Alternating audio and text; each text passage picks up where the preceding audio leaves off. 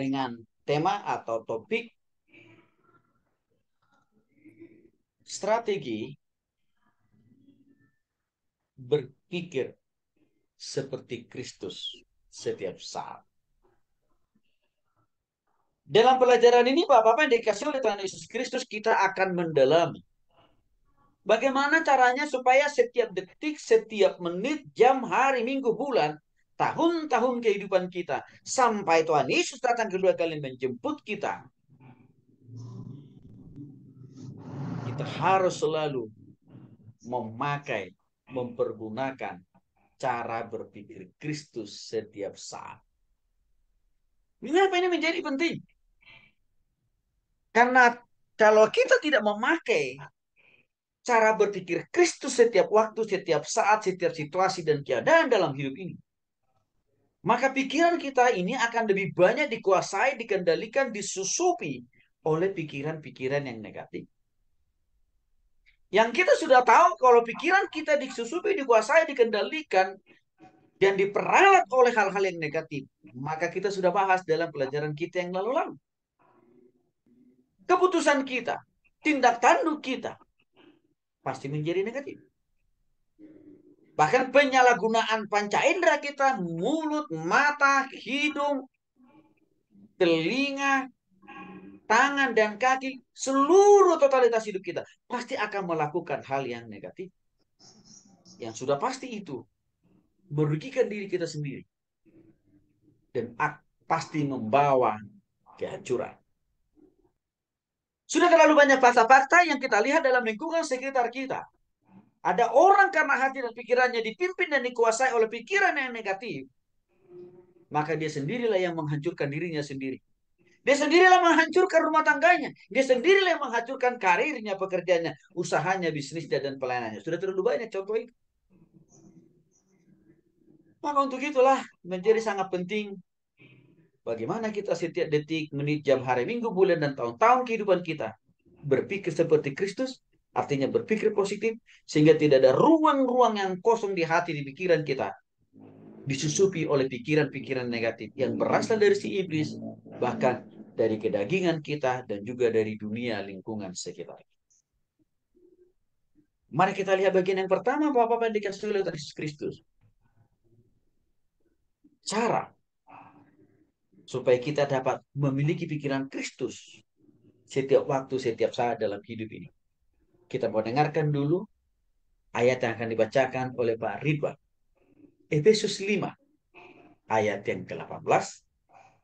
Ya, lalu nanti Pak Atet, tolong dibacakan Pak. Nanti Filipi 4, ayat yang ke-8. Ya, kita mulai dari Pak Ridwan dulu. Efesus 5, ayat yang ke-18. Cara yang pertama, supaya hati, pikiran kita setiap waktu, setiap saat, ya, dipimpin dan dikuasai oleh pikiran Kristus. Ini penting kita Efesus miliki. 5 berapa ya? 5 berapanya? Efesus 5 ayat 16 ayat 18. Ya, Efesus 5 ayat 18.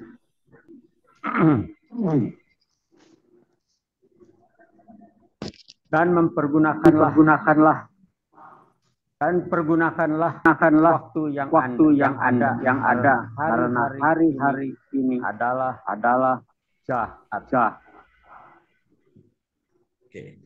Bisa lanjut lagi ke 18-nya, Pak? 18. Dan Ya. janganlah mabuk oleh anggur karena anggur menimbulkan hawa nafsu.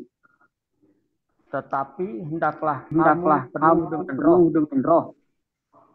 Ya. Terima kasih, Pak Ridwan. Cara yang pertama dan yang utama yang harus kita miliki, yang harus dimiliki, dilakukan oleh setiap anak-anak Tuhan, kalau dia mau pikirannya, hati, dan totalitas hidupnya dari waktu ke waktu memancarkan, menghasilkan hal yang positif. Ya, dikatakan di sini, biarkanlah hati dan pikiran kita dipimpin Roh Kudus setiap saat. Karena dalam Efesus pasal 5 ayat 18 sangat jelas di sana dikatakan, dan janganlah kamu mabuk oleh anggur, karena anggur menimbulkan hawa nafsu. Tetapi hendaklah kamu penuh dengan Roh Kudus. Di Efesus pasal 5 ayat 18 sekalian di sana Paulus membandingkan kalau orang yang sedang mabuk pasti cara berpikirnya ngawur. Begitu ya. Apa ya? Nggak jelas. Cara ngomongnya juga ngelantur kemana-mana. Bahkan tindakan dan perbuatannya pasti tidak fokus. Maka saya jadi ingat. Dulu kami punya tetangga. Bapak-bapak yang dikasih oleh Tuhan Kristus. Ya, hobinya tukang mabuk. Tidak mengenal pagi, siang, dan malam, dan subuh. Pokoknya mabuk aja. Dan orang ini seringkali, ya, tidurnya bukan di rumahnya. Tapi tidurnya di jalan. Bahkan kadang-kadang di got. Kenapa? Karena setiap kali orang ini, ya, memenuhi dirinya, memenuhi hatinya, memuaskan hawa nafsunya dengan mabuk. Sehingga pikirannya tidak terkendali, tidak terkontrol, tidak terarahkan dengan baik. Maka dia tidak bisa membedakan dia sedang tidur di tempat tidur atau sedang di aspal. Dia tidak bisa membedakan dia sedang tidur di got atau di tempat tidur. Nggak bisa lagi, bapak-bapak. Namanya juga orang yang sudah mabuk. Karena dia sudah kehilangan kesadaran. Sehingga menyebabkan pikirannya tidak normal. Berpuluh-puluh tahun orang ini hidup dalam keadaan seperti itu. Dan saya dengar waktu itu beliau pun meninggalnya masih dalam usia relatif muda. Masih kisaran 50 tahun. Meninggal serangan jantung. Nah, di sini Rasul Paulus dalam hal itu dalam Efesus 5 ayat 18 bagian ini dikatakan janganlah kamu mabuk oleh anggur. Sekaligus Rasul Paulus mau membedakan, mau menjelaskan perjelas. Orang yang dipimpin dan dikuasai oleh anggur, ya, kalau minuman keras tidak akan pernah membuat cara berpikirnya lebih normal, lebih sehat, lebih baik, enggak. Tapi makin lebih bengkok itu sudah pasti. Artinya tindakan dan keputusan dari orang yang dipimpin dan dikuasai oleh kemabukan, maka sulit bagi dia untuk berpikir normal. Sehingga saya katakan tadi, bapak-bapak, lagi-lagi, ya, yang saya saksikan tadi, beberapa kali kalau dia lagi mabuk, saya tanya, siapa namanya? Dia udah nggak hafal siapa namanya. Bahkan kalau saya tanya, di mana rumahnya? Dia juga udah nggak tahu di mana rumahnya. Apalagi siapa nama istrinya dan berapa anaknya, sama sekali dia tidak tahu. Itu membuktikan kalau orang mabuk, pikirannya akan menjadi tidak benar. Cara berbicaranya juga menjadi tidak jelas. Logikanya juga menjadi tidak nyambung. Bahkan dia sendiri tidak tahu siapa namanya, di mana rumahnya, siapa nama istrinya, dan juga siapa nama anaknya. Dan juga dia tidak tahu sedang tidur di got, atau di aspal, atau di tempat tidur. Nah, disitulah Rasul Paulus membandingkan dengan bagian B. Tetapi hendaklah kamu penuh dengan roh. Artinya, kalau orang dipimpin dan dikuasai oleh Roh Kudus, hati dan pikirannya akan lebih normal, akan lebih baik, akan lebih benar di dalam menimbang, memahami, mengerti, mencerna segala informasi dan juga mengambil keputusan dan juga dalam bertindak. Karena yang menguasai hati dan pikiran orang ini adalah Roh Allah itu sendiri. Maka dari sini kita lihat Bapak-Bapak yang dikasih oleh Tuhan Yesus Kristus. Kita butuh, ya, Roh Allah menguasai hati dan pikiran kita setiap waktu, setiap saat, di mana dalam keadaan apapun. Bukan hanya pada waktu hari ibadah minggu, bukan hanya pada waktu kita melayani, bukan hanya pada waktu kita memimpin doa, bukan hanya pada waktu kita membaca firman Tuhan atau menjelaskan, bukan hanya pada waktu kita melakukan aktivitas rohani, enggak. Tapi kita melakukan aktivitas kegiatan kita sehari-hari, makan, minum, buka toko, layani konsumen, juga harus selalu dipimpin oleh Roh Kudus. Sehingga hasil-hasil keputusan kita, tindakan-tindakan kita menjadi benar. Bapak yang dikasih oleh Yesus Kristus, sekali lagi, biarkan hati kita dan pikiran kita dikuasai oleh Roh Kudus. Sehingga cara berpikir Kristus itu bisa dan boleh kita alami, kita rasakan, kita nikmati dari waktu ke waktu. Kalau Roh Kudus yang menguasai hati dan pikiran kita, maka kita dapat jernih menghadapi masalah, persoalan, pergumulan, tantangan dalam rumah tangga, dalam usaha, pekerjaan, dan bisnis kita. Kalau Roh Kudus yang menguasai pikiran kita. Seberat apapun itu berat apapun itu kesukaran, seberat apapun itu pergumulan, Roh Kudus akan berikan kita kuasa memahami dan mengerti bahwa di balik tantangan, di balik pergumulan itu, pasti ada pertolongan Tuhan, pasti ada berkat Tuhan, pasti ada penyertaan Tuhan. Dan juga pasti ada pembelaan Tuhan. Sehingga kita akan terjauh dari stres yang mengarah pada depresi. Salah satu sebab musyawarah kenapa orang begitu terus-terus bisa dikendalikan oleh mudah stres, bahkan dikendalikan oleh stres dan berujung kepada depresi. Yang akhirnya dia bisa bunuh diri. Itu karena hati dan pikiran orang itu tidak dikuasai oleh Roh Kudus. Tidak dipimpin oleh Roh Kudus. Artinya apa? Dia tidak mempergunakan cara berpikir Kristus yang cenderung berpikir positif. Sehingga waktu ada masalah, ada tantangan, ada pergumulan, langsung dia berpikir negatif sama Tuhan. Bahkan menuduh Tuhan sebagai pembuat kejahatan daripada masalah pergumulan yang sedang dialami. Karena cara berpikirnya sudah negatif tentang Tuhan. Maka action orang ini, tindakan orang ini akan menjauhi Tuhan. Bahkan dia tidak lagi mau berdoa, tidak lagi mau baca firman Tuhan, boro-boro beriman. Karena tadi isi pikirannya tidak dikuasai oleh Roh Kudus, alias tidak dipimpin, dikendalikan oleh Kristus. Maka hal yang pertama ini harus kita punya. Supaya kita dapat berpikir seperti Kristus setiap saat. Mari kita biarkan hati, pikiran kita dipimpin oleh Roh Allah dari waktu ke waktu. Dimanapun, dalam keadaan apapun, bahkan juga dalam situasi apapun. Mari kita lihat bagian yang kedua. Filipi pasal 4 ayat 8. Maka Pak Atep bisa dibacakan buat kita, Pak. Filipi pasal 4 ayat 8. Ya. Cara bagaimana berpikir seperti Kristus setiap saat. Filipi 4 ayat 8. Ya.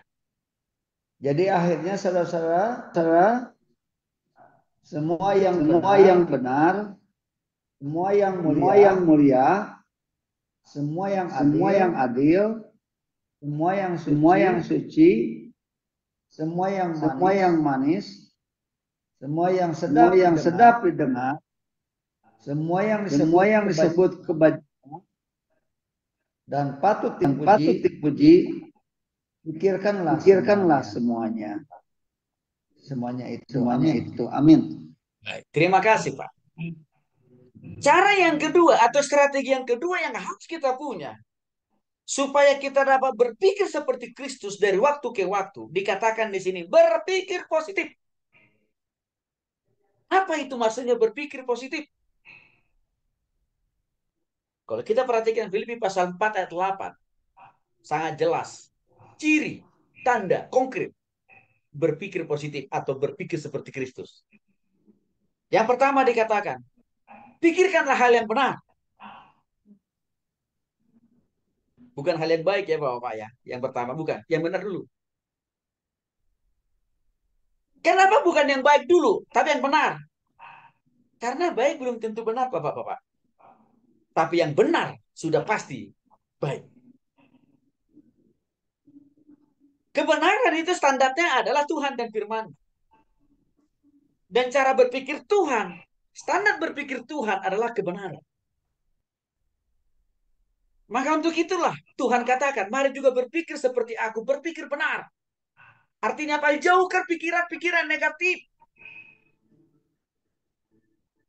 Jangan kita jadikan pikiran kita ini menjadi tong sampah dengan apa? Mengingat-ingat terus hal-hal yang negatif.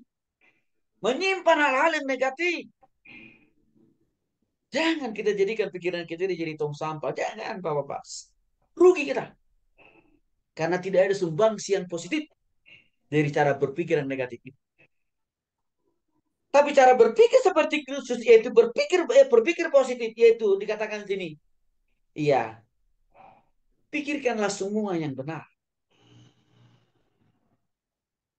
Artinya mari kita memikirkan, menaruh pikiran kita ini, menjadikan pikiran kita ini ya menjadi tempat yang paling efektif, tempat yang kondusif, tempat yang subur untuk memikirkan hal-hal yang benar.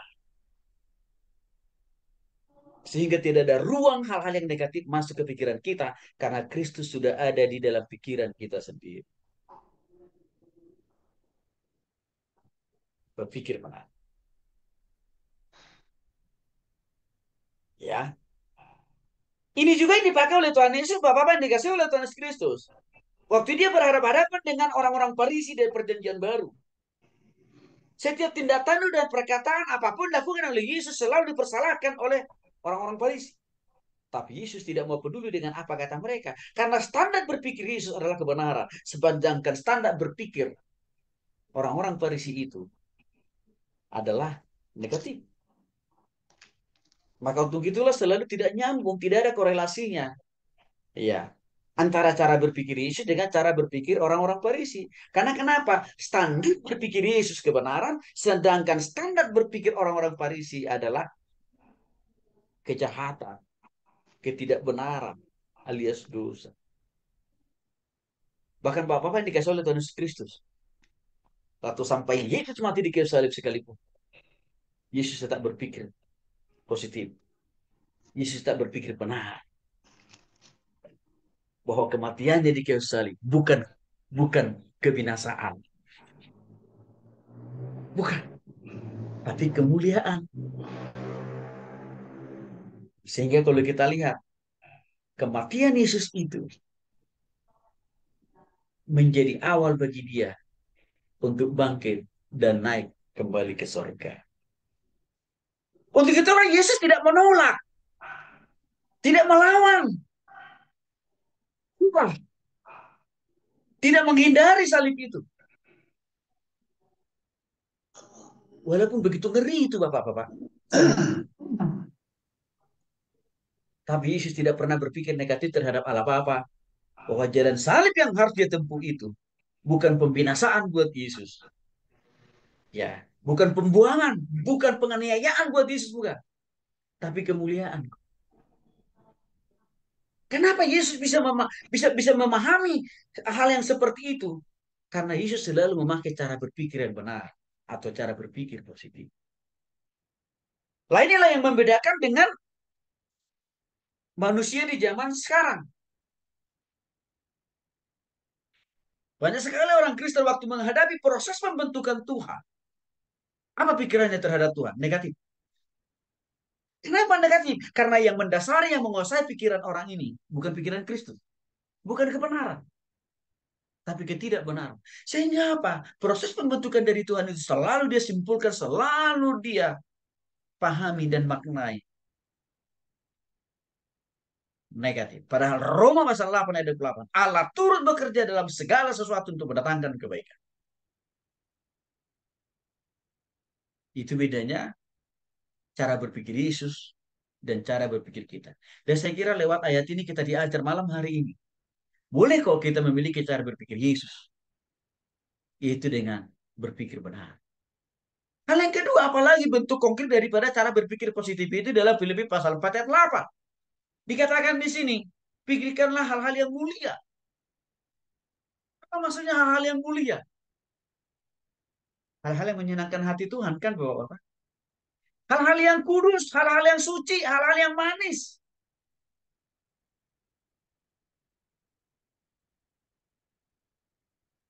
Artinya jauh dari hal-hal yang negatif.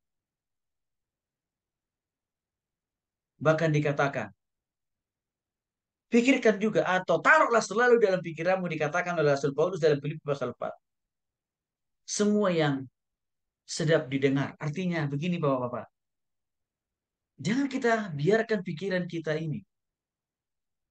Ya, menjadi sarana, menjadi alat untuk selalu lebih mudah menerima hal negatif. Lebih mudah menerima gosip, fitnah, hoax. Jangan. Tapi pikiran ini harus lebih banyak kita kasih ruang dan kesempatan untuk mengadopsi dan menerima hal-hal yang benar, hal-hal yang positif. Bahkan dikatakan semua yang disebut kebajikan, kebajikan itu kan berarti perbuatan baik, perbuatan yang benar. Itu harus selalu kita taruh dalam pikiran. Itulah yang seharusnya kita taruh dari waktu ke waktu di pikiran, di hati, dan juga di hidup kita. Dan bahkan dikatakan dan patut dipuji. Semua pikirkanlah itu. Yang dalam hal ini kita simpulkan berpikir positif. Seringkali ada pertanyaan begini. Pak Tony, kalau kita selalu berpikir benar, berpikir seperti Kristus atau berpikir positif, bukankah kita akan berpotensi dibohongin orang, dikibulin orang, ditipu orang? Enggak. Enggak. Justru waktu kita berpikir seperti Kristus atau berpikir positif, kita akan mawas diri. Kita akan menjadi super hati-hati merespon segala sesuatu yang datang kepada kita dari orang lain. Artinya apa? Kita tidak gampang tertipu. Kita tidak gampang terpengaruh. Dan juga kita tidak gampang mengikuti apa yang orang lain katakan. Bahkan saya merasakan sendiri Bapak-Bapak, baru tadi nih pengalaman ini. Minggu kemarin saya klaim asuransi mobil saya. Karena ada beberapa bagian-bagian yang lecek. Dan sudah deal dan fix dari pihak asuransi yang bersangkutan. Bahwa ini klaiman saya mereka terima sebagai satu peristiwa. Dan bahkan pihak asuransi mengatakan, Pak, tolong buat surat pernyataan bahwa ini adalah fakta, bahwa ini benar, bahwa ini adalah satu klaiman. Saya buat di atas materai. Lalu saya masukkanlah itu mobil saya ke bengkel untuk diperbaiki. Lalu tadi sore saya dikonfirmasi mobilnya sudah beres.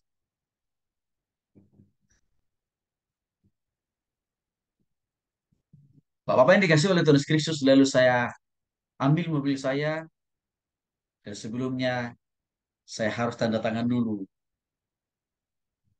hal-hal administrasi yang harus saya bereskan. Tapi apa yang terjadi, Bapak-bapak? Pihak asuransi ya mau mencoba menipu saya dengan cara saya seharusnya di awal itu kita sudah ada perjanjian. Saya hanya perlu bayar 300.000. Tetapi di dalam catatan atau kwitansi yang harus saya tanda tangan, mereka paksa saya harus membayar 900.000. Bapak-bapak yang dikasih oleh Tuhan Yesus Kristus, dari hari ke hari, dari waktu ke waktu, saya selalu minta kepada Tuhan, Tuhan kuasai pikiran saya, hati saya dengan pikiranmu, sehingga saya bisa menghadapi setiap situasi dan keadaan. Dan saya merasakan betul cara berpikir Kristus. Saya alami betul itu tadi, Bapak. Baru jam 6 selesai masalahnya. Waktu saya lihat, saya disuruh tanda tangan dengan nominal 900.000, saya tolak. Dengan berbagai alasan, pihak bengkel katakan, Pak, ini Bapak harus tanda tangan. Saya bilang, saya tidak akan pernah mau tanda tangan. Karena saya tidak akan pernah mau bayar 900, tapi saya hanya mau bayar 300. Karena itu perjanjian dari awal. Lalu saya katakan kepada mereka, sampai kapanpun saya tidak mau tanda tangan. Perbaiki ini dulu, baru saya tanda tangan. Bapak dikasih oleh Tuhan Yesus Kristus. Bayangin bapak-bapak, saya sudah membayar asuransi kendaraan saya 1 tahun itu hampir 4 juta. Tapi saya harus disuruh lagi bayar 900, padahal saya cuma 1 kali klaim. Dan setelah saya lihat berapa pengeluaran total perbaikannya dari bengkel, hanya cuma 1.700.000. Artinya apa? Asuransi yang sudah saya bayarkan selama 1 tahun 4 juta, nggak habis semuanya. Hanya cuma kepakai 1.700.000. Tapi mereka mau mencoba mau menipu saya dengan membayar 900. Saya tolak. Bapak-Bapak yang dikasih oleh Tuhan Kristus, ini salah satu contoh real. Bagaimana kalau pikiran Kristus menguasai pikiran kita? Maka kita tidak mudah tertipu dan ditipu oleh orang. Kita tidak mudah diintimidasi dan ditakut-takuti oleh orang. Maka saya tantangin mereka tadi. Kalau bengkel ini mau coba-coba tahan mobil saya hari ini, tidak bisa saya pakai. Saya bilang, kebetulan kantor polsek di sebelah. Hari ini juga, saya langsung laporkan ini bengkel ke polsek sebelah. Masih buka pintunya saya.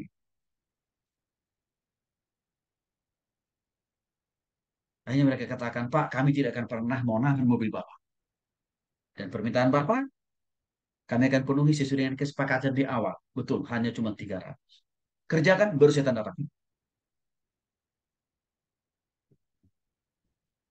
Bapak-Bapak dikasih oleh Tuhan Yesus Kristus, orang-orang di sekitar kita. Banyak yang mau menipu kita. Mau membohongi kita, ngapusin kita, memperalat kita. Maka supaya kita tidak tertipu. Dengan orang-orang yang licik itu, dengan orang-orang belum bertobat itu, kita butuh pikiran Kristus. Karena pikiran Kristus itu akan menolong kita, memampukan kita berpikir kritis, berpikir benar, sehingga kita tidak mudah dibodohi. Bapak-Bapak yang dikasih oleh Tuhan Yesus Kristus, sebagai pengusaha, sebagai profesional, tiap hari Bapak-Bapak menghadapi berbagai sikap tindakan perilaku konsumen kan. Juga menghadapi tindakan dan perilaku dari rekan bisnis yang kadang-kadang perkataan mereka tidak bisa kita pegang. Karena kenapa? Bisa saja nanti mereka besok berubah omongan. Maka dalam hal itulah kita butuh pikiran Kristus dari waktu ke waktu. Sehingga kita tidak mudah ditipu orang. Tidak mudah dibohongi orang. Bapak-bapak yang dikasih oleh Tuhan Kristus. Inilah salah satu signifikansi manfaat luar biasa dari cara berpikir seperti Kristus. Lalu ada lagi pertanyaan begini, Pak Tony, kalau kita berpikir seperti Kristus, harus berpikir positif, maka artinya, ya, kita menerima begitu saja kesalahan orang. Oh, enggak. Orang yang berpikir seperti Kristus harus mengoreksi yang salah supaya diperbaiki menjadi lebih baik. Orang yang berpikir positif harus menuntun orang pada kebenaran, bukan membiarkan orang itu hidup dalam dosa. Jangan. Orang yang berpikir positif atau berpikir seperti Kristus tidak berarti kita menutupi kebenaran alias kompromi. Enggak, bukan. Tapi ketidakbenaran itu harus ketidakbenaran atau kebohongan itu harus kita telanjangi. Harus kita katakan kepada orang bersangkutan bahwa itu salah. Yang benar ini. Itu salah satu buah kalau kita berpikir seperti Kristus. Jadi berpikir seperti Kristus, kita harus justru tegas, lugas, mengatakan, mengingatkan orang yang bersalah dan mendidik dia, menolong dia untuk berubah lebih. Jadi tidak berarti kalau kita berpikir positif, ya yes man, atau kita terima saja walaupun orang lain bohong, walaupun orang lain melakukan kesalahan, nggak salah, itu namanya cara berpikir negatif itu. Kalau kita kompromi tidak ada dosa, kalau kita kompromi tidak ada kejahatan orang, itu berpikir negatif itu. Alias tidak berpikir seperti Kristus. Tapi orang berpikir seperti Kristus, katakan yang benar dan juga praktekkan yang benar. Ini kita butuh dari waktu ke waktu.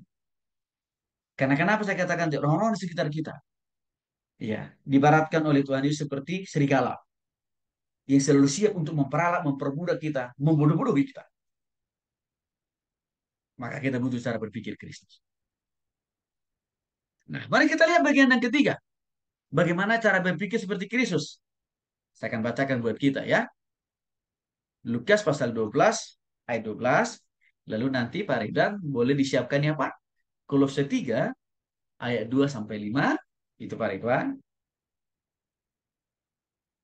Lalu Pak Atet nanti disiapkan Pak Mazmur 119 ayat 105. Ya, Mazmur 119 ayat 105. Nanti Pak Atet siapkan. Oke, tapi saya akan baca dulu buat kita. Ya, cara yang ketiga. Ya, bagaimana caranya kita memiliki cara berpikir Kristus dari waktu ke waktu. Dari Lukas, ya, pasal 12, ayat yang ke-12. Di sana dikatakan firman Tuhan demikian. Sebab pada saat itu juga Roh Kudus akan mengajar kamu apa yang harus kamu katakan.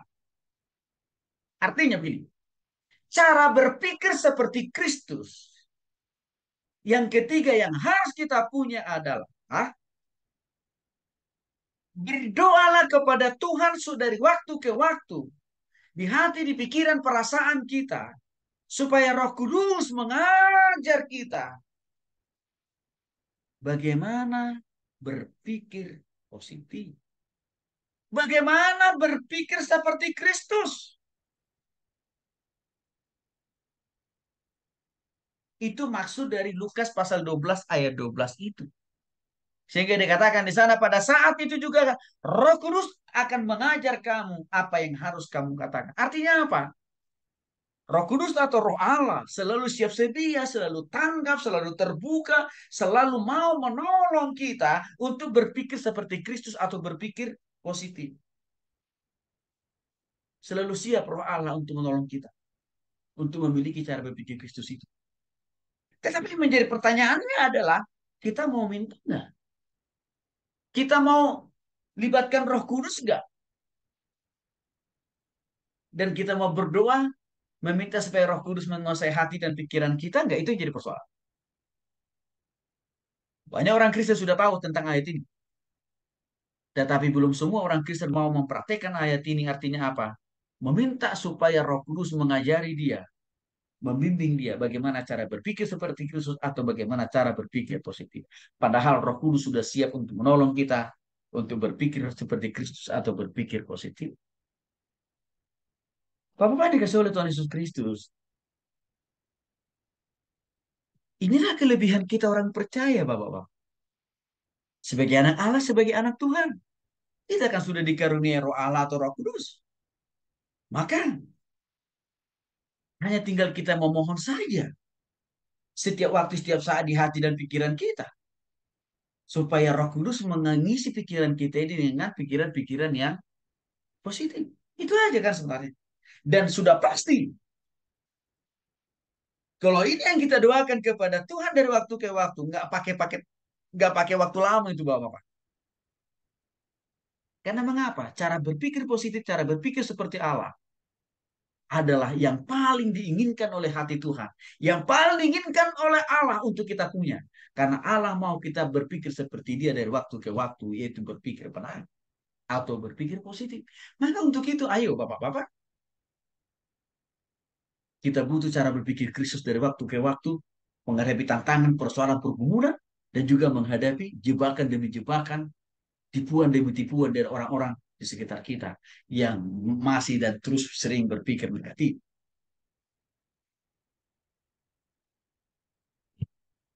Kembali kepada kesaksian saya tadi, Bapak-Bapak. Sebelum saya berangkat dari rumah, saya selalu minta kepada Tuhan, Tuhan, berikan saya cara berpikir seperti ini, supaya saya bisa menyelesaikan masalah ini, menghadapi persoalan ini, dengan cara berpikir Kristus. Itu yang saya minta. Sehingga waktu mereka berusaha mendesak saya, menekan saya untuk membayar yang telah mereka tentukan, yang tidak ada dalam kesepakatan kami awal. Tuhan ingatkan saya, Ton, jangan takluk. Jangan ikuti, jangan mau diperburai. Saya merasakan betul itu. Roh Kudus memberikan saya hikmat dan kebijaksanaan untuk berpikir benar, berpikir positif, berpikir seperti Kristus. Bahkan mereka masih sempat juga mau tipu-tipu saya dengan mengatakan begini, Bapak. Pak, Bapak tanda tangan aja dulu. Itu kata mereka ke saya. Ya, padahal di kertas yang mereka, kwitansi yang mereka sodorkan itu kan tertulis 900, Bapak.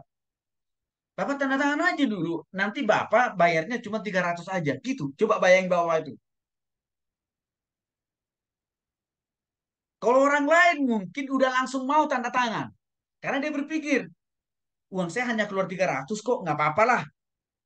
Saya cuma tanda tangan ini doang. Kan gitu kan Bapak kan? Tapi saya bilang, saya tidak mau. Mereka bingung. Loh, uang Bapak keluar hanya 300 kok Pak. Nggak 900 loh Pak. Itu kata mereka loh. Saya bilang, saya tidak mau. Dia saya kasih tahu kenapa saya tidak mau. Kalau saya tanda tangan di sini, walaupun uang saya keluar 300, tapi saya tanda tangan ini di kwitansi. Artinya apa? Tanda tangan saya ini menjadi jebakan Batman buat saya. Artinya apa? Anda pasti akan memaksa saya untuk membayar besok sisanya 600.000. Karena kenapa? Karena saya sudah bubuhkan tanda tangan saya untuk 900.000. Walaupun hari ini uang saya hanya keluar 300.000. Anda akan paksa saya dengan tanda tangan yang saya buat saya. Bapak-bapak, kalau orang lain udah ketipu itu. Tapi saya bersyukur pikiran Kristus bekerja di pikiran saya untuk apa? Teliti, hati-hati untuk tidak mau tanda tangan. Dan tidak hanya berhenti di situ loh Bapak-bapak. Mereka mau coba tipu saya lagi dengan gaya yang kedua. Mereka katakan begini, Pak, karena kebetulan saya disorori dua kwitansi. Satu dari pihak asuransi, satu dari pihak bengkel. Ya, nah yang dari asuransi tadi saya tolak. Ya. Lalu mereka sodorkan lagi yang apa kwitansi yang dari bengkel. Mereka katakan, Pak, kalau yang ini boleh kok kita ubah Pak, jadi 300 ini Pak nominalnya. Ya, tapi yang sana yang 900 Bapak tetap tanda tangan ya. Gitu loh Pak. Bayangin tuh. Lagi-lagi saya mau dijebak. Saya mau dibodoh-bodohin. Saya bilang, tidak. Dua-duanya saya tidak mau tanda tangan. Kalau tidak diganti nominalnya, 300.000. Sama. Seperti di perjanjian awal.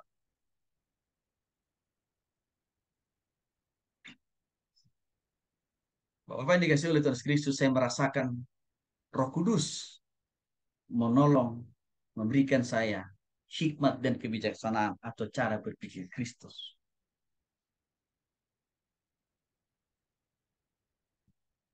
Setiap detik, setiap menit, jam, hari, minggu, bulan, dan tahun, Bapak yang dikasih oleh Tuhan Yesus Kristus,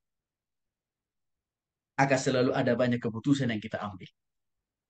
Mungkin berhubungan dengan rumah tangga kita, istri, anak-anak kita, berhubungan dengan usaha bisnis kita, berhubungan dengan konsumen-konsumen kita.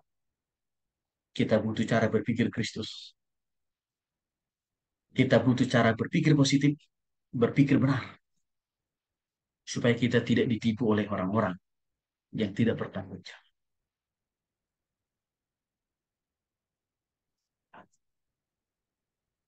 Ini penting Bapak-Bapak yang dikasih oleh Tuhan Yesus Kristus. Ya, mari kita lihat yang ketiga. 4. Kolose 3. Ini bacakan oleh Pak Ridwan ya. Kolose 3 ayat 2 sampai 5. Strategi berpikir seperti Kristus setiap saat. Kolose 3 Kolose ayat 3 Kolose 3 ayat 2 ayat 2 sampai 5. sampai 5. ya, maka Pikirkanlah perkara yang di atas, bukan yang di bukan bumi. yang di bumi. Sebab Sebab kamu telah mati dan dan hidupmu hidupmu tersembunyi bersama dengan dengan Kristus Kristus di dalam Allah. Allah.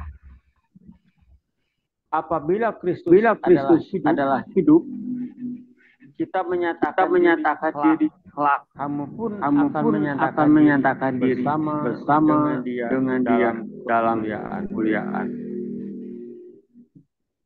Karena itu marilah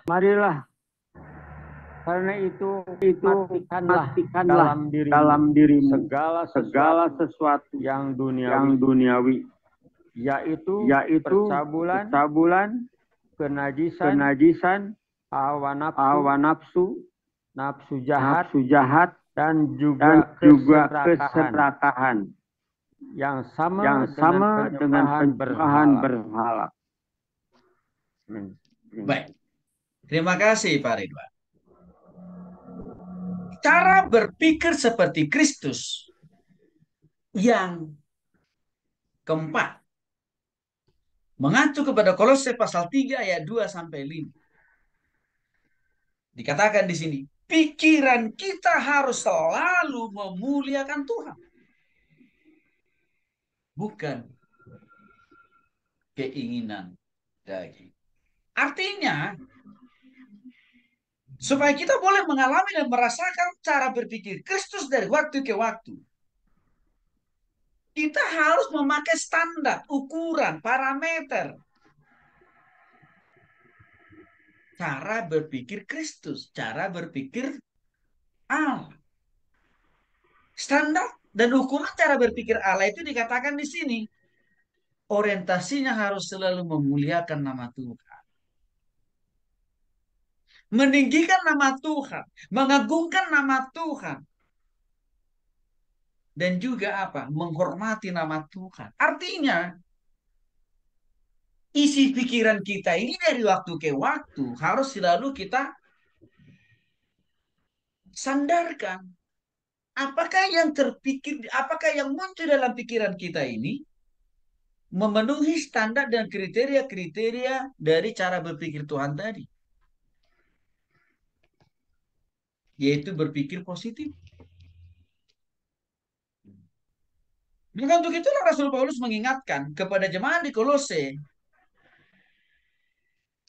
mengatakan, pikirkanlah perkara-perkara yang di atas, bukan yang di bumi. Apa maksudnya berpikir, memikirkan perkara yang di atas? Bukan memikirkan perkara yang di bumi. Maksudnya begini, Bapak-Bapak. Standar cara berpikir kita itu adalah cara berpikir Kristus, yaitu apa? Kebenaran. Bukan cara berpikir dunia yang lebih diorientasikan, diukur dengan standar apa? Kebaikan. Beda ya Bapak-Bapak ya. Kebenaran dan kebaikan. Bedanya di mana? Kalau kebenaran itu standarnya jelas, ukurannya jelas. Yaitu apa? Tuhan dan firman-Nya. Yang artinya apa? Di dalam kebenaran itu tidak ada dosa. Nggak ada. Satu titik pun nggak boleh ada dosa yang tercampur di dalam kebenaran. Satu titik dosa pun tidak bisa. Namanya juga kebenaran. Tapi kalau kebaikan, belum tentu benar loh Bapak-Bapak. Tapi kalau kebenaran yang menjadi dasar kita, kalau cara berpikir Kristus yang menjadi isi pikiran kita, maka pasti akan mendatangkan kebaikan bagi semua orang dan juga bagi Tuhan. Namun, cara berpikir duniawi yang sering ukurannya tadi adalah kebaikan, belum tentu kebenaran. Saya kasih contoh, Bapak-Bapak. Ada orang, dia mau menolong sesamanya dengan kasih pinjaman uang. Sekian juta lah, kira-kira begitu. Tetapi, baik kan itu Bapak, kelihatan baik itu, menolong kan. Tapi kalau orang yang menerima pinjaman uang itu tidak hati-hati, tidak kritis, alias tidak pakai cara berpikir Kristus, dia langsung terima aja itu uang. Maka kemungkinan besar, uang yang diterima itu akan menjerat leher sendiri. Karena tiba-tiba saja, setelah uang itu diterima dan dipakai, orang yang berikan uang itu kasih tahu, bunganya 10% setiap hari. Bayangin bahwa Bapak, 10% setiap hari. Kan itu dilakukan oleh pinjol-pinjol itu. Pinjol-pinjol bodong itu loh Bapak. Kan itu mereka lakukan. Minjam uang tanpa agunan, kan gitu kan? Tanpa KTP segala, tanpa survei, hanya tinggal dengan apa? Klik saja, isi aplikasi mereka. Saya mau pinjam 1 juta. Nah, ada banyak orang Indonesia menganggap bahwa itu adalah perbuatan yang amat dan sangat baik dan bahkan menjadi solusi atas masalah mereka. Tapi apa yang terjadi? Rupanya bunganya gila-gila. Hanya pinjaman 1 juta. Dia harus bayar 2 kali lipat. Untuk itulah banyak orang yang tertipu. Bahkan bukan hanya tertipu. Suami istri harus baku hantam. Maka muncul kekerasan dalam rumah tangga. Tidak berhenti sampai di situ. Banyak orang yang bunuh diri. Itu karena tidak memakai cara berpikir Kristus yang standarnya kebenaran. Tapi hanya memakai cara berpikir duniawi. Yaitu tadi standarnya kebaikan. Dia pikir kalau saya pinjam dari sini kan tanpa agunan. Tanpa jaminan. Langsung cair pula. Berarti ini hal yang baik dong. Bisa menyelesaikan masalah saya. Baik betul. Detik itu baik. Tapi besok lusa mendatangkan ketidakbaikan. Bahkan membunuh dirinya sendiri. Itulah pola standar cara berpikir dunia yang didasari oleh kebaikan.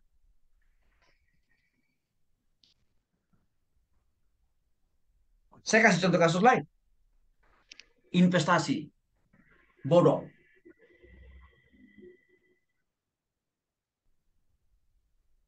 Yang notabene beberapa orang. Para pelakunya sudah disikat oleh polisi. Dan sudah sedang dalam persidangan. Dengan menjanjikan keuntungan. Persentase yang begitu luar biasa dalam jangka waktu singkat. Berlomba-lomba orang menginvestasikan dananya. Mereka hanya melihat bunganya besar.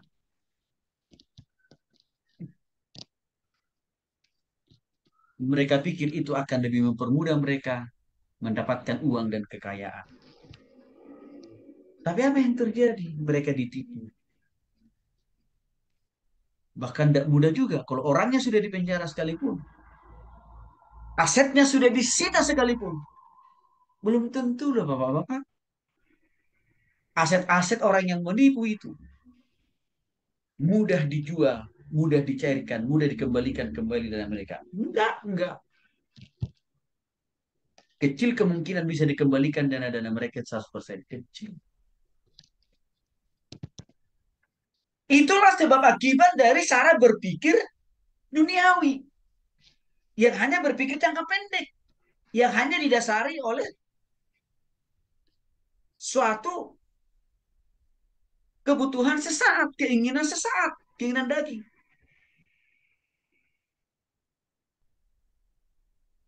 Tapi orang yang berpikir seperti Kristus, yang dasarnya tadi adalah ini sesuai firman Tuhan, kan?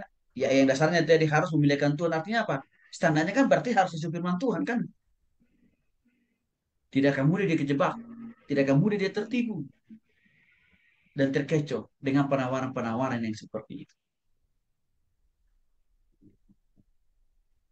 Bapak dikasih oleh Tuhan Yesus Kristus, Saya lihat begitu mendesaknya, begitu butuhnya anak-anak Tuhan berpikir seperti Kristus hari-hari ini.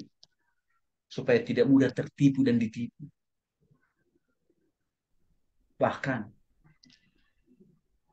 di pelayanan sekalipun Bapak-Bapak, di pelayanan loh Bapak-Bapak. Walaupun yang kita hadapi ini itu misalkan orang-orang yang mengatakan dirinya sudah orang Kristen gitu ya Bapak ya. Sudah bertobat, lahir baru kan gitu-gitu ya Bapak ya. Kita tetap harus memakai cara berpikir Kristus. Walaupun orang-orang sekitar kita itu orang-orang pelayanan. Karena kenapa? Orang-orang pelayanan tidak langsung otomatis juga dimelayani Tuhan dengan standar dan cara berpikir Kristus dan untuk memuliakan Tuhan. Enggak, belum tentu. Karena bisa saja dia labelnya, penampilannya melayani, tapi pikirannya tidak berpikir seperti Kristus. Artinya apa? Penipu. Saya sudah cukup banyak menjumpai kasus-kasus di dunia pelayanan, Bapak-bapak, mengklaim saya orang pelayanan, lalu dia tawarkan usaha bisnis terhadap sesama teman satu pelayan di gereja. Dia pinjam dana ini, Bapak-bapak. Bahkan dana yang dipinjam ini dana gereja loh, Bapak. Ya, tapi yang terjadi ditipu orang itu. Saya jadi ingat satu kasus. Ini baru terjadi. Ada seseorang yang aktif dalam pelayanan. Dia ngakunya hamba Tuhan. Gelarnya juga gelar teologianya komplit deh. Dia ini senang menjanjikan bahwa dia bisa mengurus surat izin gereja di beberapa kota di Indonesia. Lalu dia minta gereja-gereja itu untuk kasih dana. Jutaan loh Bapak. Bukan hanya satu dua gereja yang berikan dana ke dia. Puluhan juta dikasih kepada si calo ini. Yang mengatakan dia mau urus izin gereja. Bertahun-tahun izin gereja itu nggak keluar-keluar. Kenapa nggak keluar-keluar? Karena uang yang dikasih oleh gereja kepada orang ini, oknum ini dimakan, ditilep.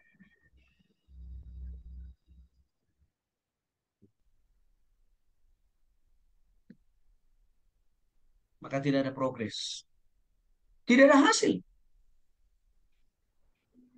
Sehingga kasus itu mereka bawa ke pengadilan. Bertarunglah sesama hamba Tuhan ini.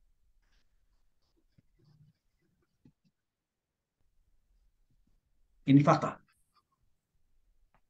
Maka waktu saya dengar kasus itu, saya katakan kepada teman-teman saya hamba-hamba Tuhan, hei, jangan hanya berpikir tulus, tapi berpikir kritis. Atau berpikir cerdik. Itu sama dengan artinya berpikir seperti Kristus.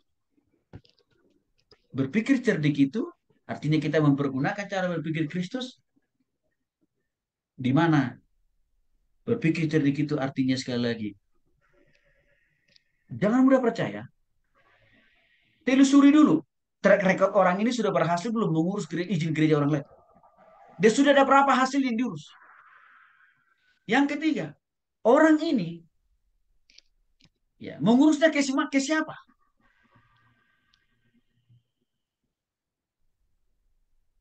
Maka itu saya katakan waktu itu kepada teman-teman saya itu. Bapak-bapak, Bapak Ibu pendeta jangan hanya tulus doang. Alkitab katakan cerdik. Artinya apa? Cara berpikir Kristus itu. Berpikir cerdik. Karena berpikir cerdik saya katakan tadi. Kenali orangnya dulu. Pelajari track recordnya. Lihat bagaimana integritasnya, bisa dipercaya ini omongan orang. Bapak-bapak dikasih oleh Tuhan Kristus yang mau saya katakan dalam kesaksian ini adalah di dunia pelayanan juga terjadi liciknisasi. Jadi bukan hanya di dunia bisnis. Di dunia pelayanan terjadi. Maka di dalam dunia pelayanan pun juga kita harus memakai cara berpikir Kristus. Supaya kita tidak ditipu.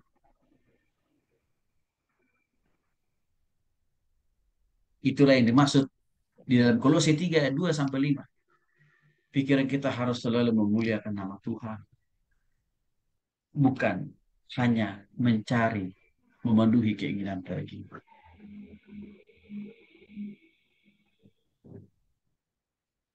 Berpikir seperti Kristus dengan memuliakan nama Tuhan artinya adalah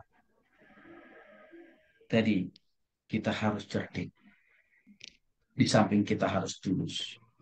Kita harus kritis. Jangan gampang percaya.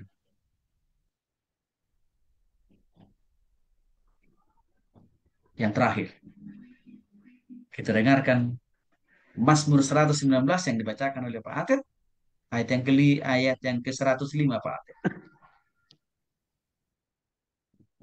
Mazmur 119.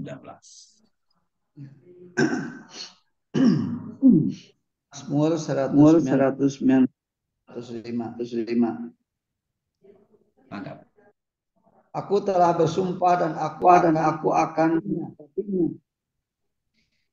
untuk berpegang pada hukum yang adil. Amin. Amin. Baik, terima kasih Pak Atet. Dari Mazmur 119 ayat 105 ini dapat kita mengambil kesimpulan poin yang kelima. Strategi berpikir seperti Kristus setiap saat artinya, mari kita isi, mari kita izinkan, mari kita berikan hati dan pikiran kita ini setiap waktu, setiap saat, di mana dalam situasi apapun, ya, dengan mengisinya melalui kebenaran firman Tuhan.